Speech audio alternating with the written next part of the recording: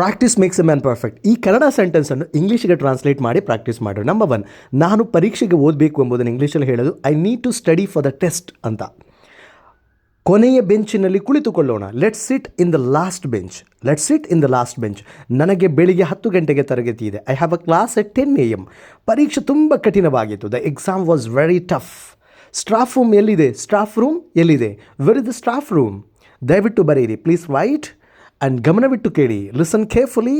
ನಿಧಾನವಾಗಿ ಮಾತಾಡಿ. Speak slowly. ನನಗೆ ಅರ್ಥವಾಗ್ತಾ ಇಲ್ಲ. I don't understand. ದಯವಿಟ್ಟು ಪುಸ್ತಕವನ್ನು ತೆರೆಯಿರಿ. Please open the book.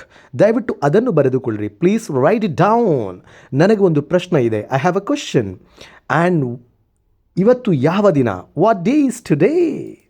ನನ್ನ ನೋಟ್ಬುಕ್ ಇಲ್ಲಿದೆ. My notebook is here. ನನ್ನ ಬ್ಯಾಗ್ ಎಲ್ಲಿದೆ? Where is my bag? ನನಗೆ ನೀರು ಬೇಕು. I need water. ಅದು ಚೆನ್ನಾಗಿದೆ. That's great. ಧನ್ಯವಾದಗಳು. Thank you. ಸ್ವಾಗತ ಅಂತ ಹೇಳಬೇಕಾದ್ರೆ ಯು ಆರ್ ವೆಲ್ಕಮ್. ಬೇಗ ಸಿಗೋಣ. See you soon. I hope you understood very clear.